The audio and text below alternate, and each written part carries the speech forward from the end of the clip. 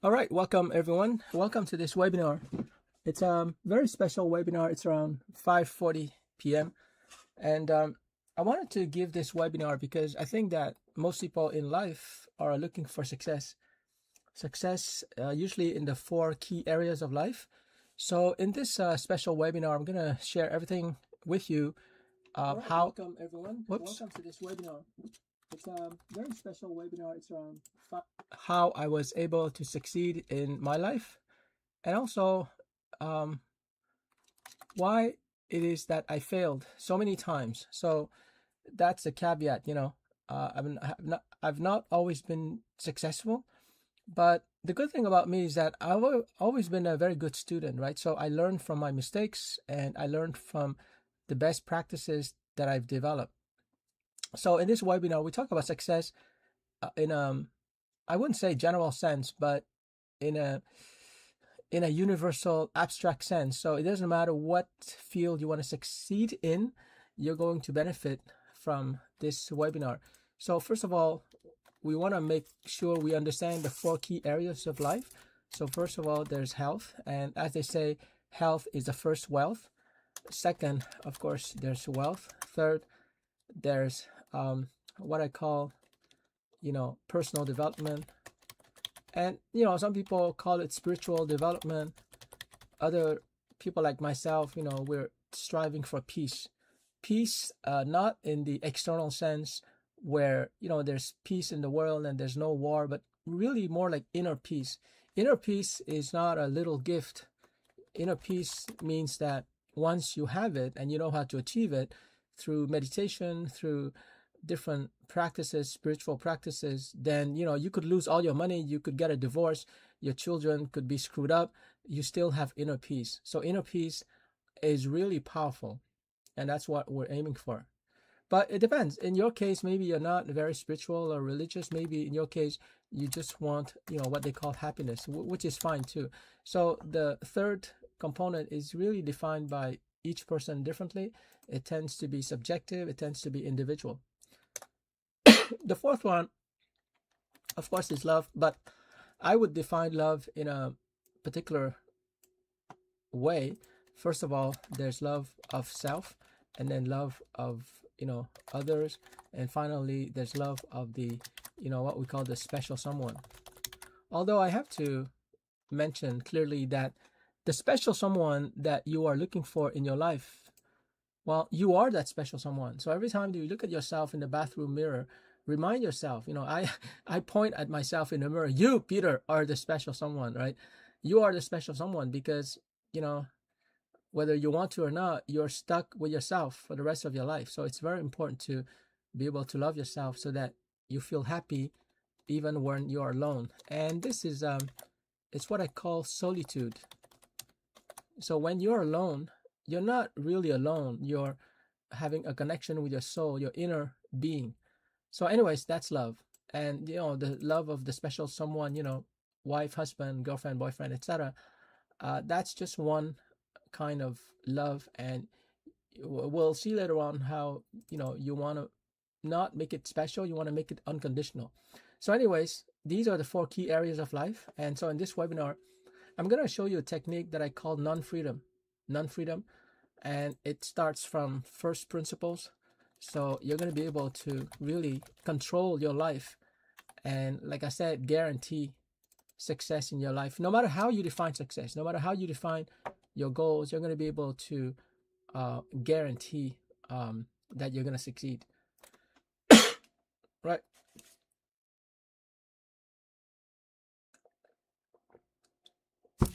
But before we start, because I'm live streaming this on YouTube, you need to know a little bit about myself. I'm not going to be too long, but it's very important that you understand my background, who I am, so that you can choose to trust me or not. You don't have to trust me, by the way. You just trust whatever I'm gonna share here. But just as a matter of full disclosure, I'm just gonna share a little bit about myself so you feel comfortable listening to what I have to say. So basically, I used to be the former digital marketing professor at Taft College. They have a digital marketing program. So this is where I was teaching from 2017 to 2022, and then I discovered artificial intelligence, and I've been a researcher focusing on AI since then. But before that, in the 1990s, I used to work for big companies like IBM, American Express. CDI Corporate Education is not a big company; it's a small consulting firm. But that's where I learned everything about instructional design, how to create courses, how to manage projects, etc. Corporate education services. So I have a lot of experience in the corporate world, and in 1999, I graduated from McGill with a Bachelor of Commerce from McGill University. McGill is known as the Harvard of Canada, so it's a very prestigious university. And ever since I was 19, I've been serial entrepreneur. So I've created around like 5 startups so far, and my startups have always been successful from a product standpoint, but not always financially. And so that's something I've had to learn over the years. I'm gonna share more later on. So typically, I used to run a graphic design firm. We would charge $10,000 for a corporate identity system, also known as the logo. I also charged $10,000 to McGill for a seminar on how to design your ideal career. I wrote a book, 500 slides. It's not 500 page. It's more like 500 slides because I wanted to teach business at university. And so I developed the 500 slide ebook called Systematic Wealth Creation.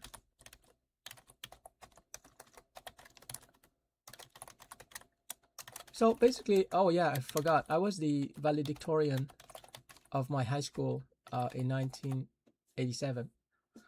So I've had a lot of success in my life. So as I study, my life, because I'm currently in the process of writing my biography, it occurred to me that there are certain things that I did pretty well. And, it covers different areas, academics, publishing, entrepreneurship,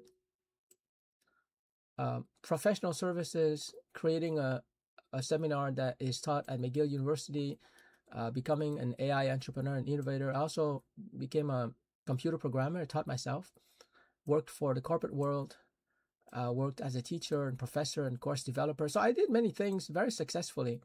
So I began to ask myself, like, Peter, if you want to teach other people how to be successful, what is the framework? What is the high level methodology that you use to be successful in all of these very different areas? And so today I want to share with you that idea, the idea of non-freedom. Non-freedom, let me just create a different slide. Non-freedom, it's not what you think. It's not like, you go to jail. Non-freedom is when you impose a certain regimen or a certain methodology or environment on yourself voluntarily, right? So it's always voluntarily, and non-freedom restricts your options by design, right? So that eventually you achieve financial freedom, or you achieve freedom in any area. So let's take a look at visually what's actually happening right now in your life. Like right now, every day, you can actually see this happening in your life, and you can see the reasons why you're not succeeding as much as you could. But before I start to draw this diagram, it's going to be very revealing. Basically, success ultimately is, you take your potential and you but you consider the interference. Okay, so the following is not mathematically rigorous, but it's just to illustrate my point. Let's say I'm going to take finance, for example, because it's easily quantitative.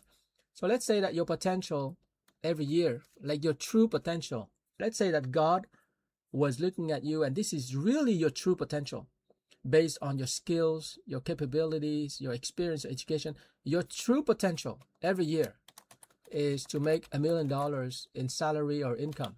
That is your true potential. Okay. But then there's interference.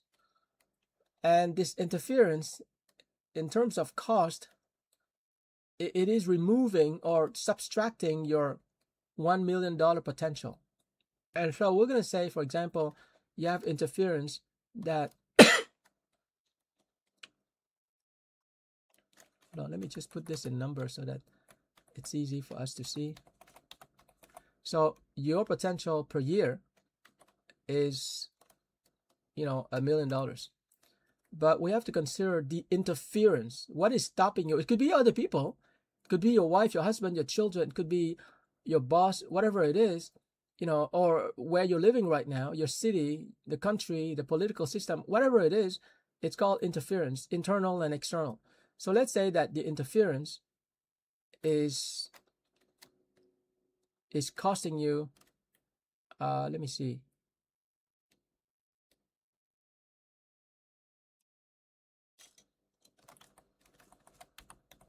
If the interference is blocking you at a cost level of $1 million, then right now you're not making any money. And so we're going to take a closer look at that. But chances are, let's say you're an employee, that is not likely to be the case, right? You're actually making some money. So realistically, we could say that your interference is not $1 million, but it's something less. So let me think of a number. It could be, I don't know, 950,000. So you end up with a salary or an income success of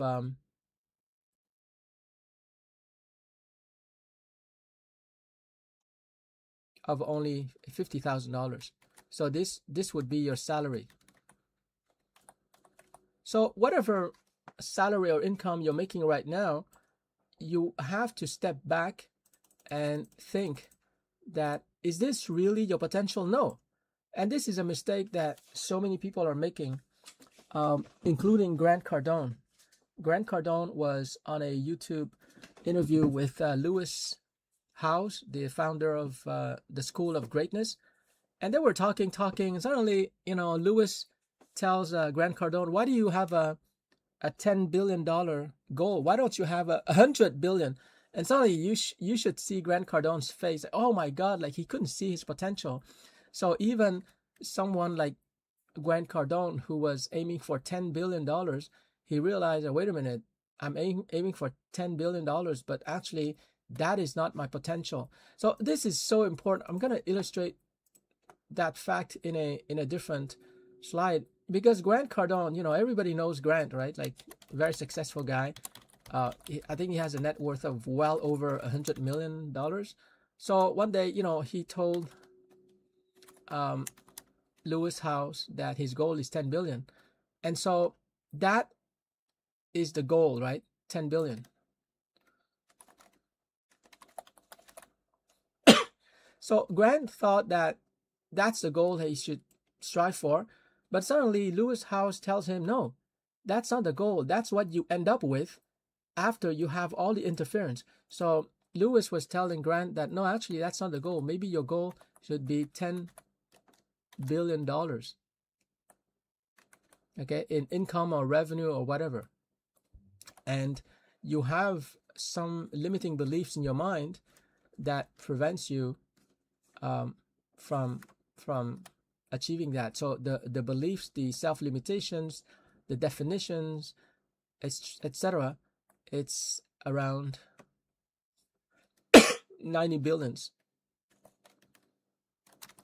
And so using this equation, we can see clearly that whatever it is that you're trying to achieve, and this is what Grant is trying to achieve, or whatever it is that you have achieved already, you have to consider that's the result of your potential minus your interference. So to go back to our case, if you're currently making $50,000, this is not your potential. Okay, this is your potential. Okay, but the problem is that you have a potential of $1 million per year, but you also have an interference structure that is robbing you of $950,000, but you don't see this. This is invisible. You don't see this. The only thing you see is the $50,000 that you're making, which is peanuts. In the same way, I want to share with you transparently. This is something I discovered in 2023 after I played with ChatGPT for 2 weeks. I realized that, Peter, you idiot, you're currently making, I don't talk to myself that way, by the way, but I was making $80 an hour as a contract teacher. And I thought that, wow, that's a lot. I don't think any of my friends, except my multimillionaire friends, I don't think any of my Facebook friends or LinkedIn connections are making $80 an hour. And so I'm pretty proud of myself. But then I realized, wait a minute, $80 an hour, that's not my potential. My potential, I don't know, it could be, let's say, $800 an hour, right? But if my potential is $800 an hour, then why am I only making $80 an hour? Well, because there's interference. There are certain thoughts in my mind, there's certain ideas, convictions, certain beliefs which are false that tell me, no, Peter, forget about it. The interference is costing me $720 an hour. And so as a result, I'm only making $80 an hour as a result of my philosophy, as a result of my belief system. So once again, guys, whatever money you're making right now per hour, per project, per year, that is the result that you get after you subtract the cost of having certain beliefs from your true potential. Okay? That equation, success is equal to potential minus interference. You should write it somewhere. Write it on your fridge, write it on your workstation, write it on your forehead, write it on your underwear, write it on your bathroom mirror. This equation is extremely important. It's one of the most critical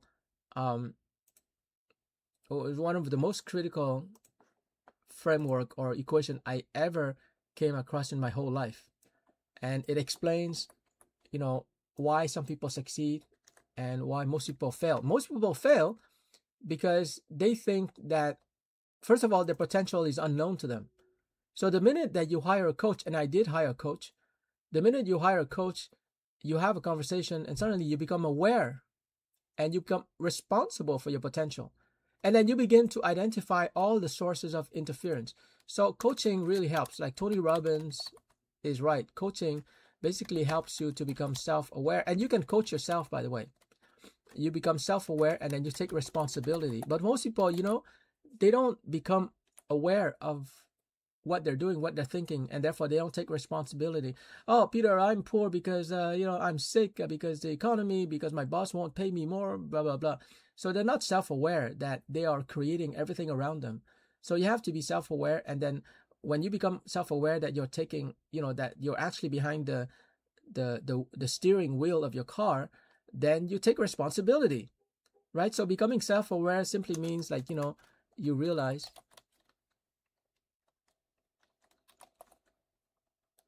you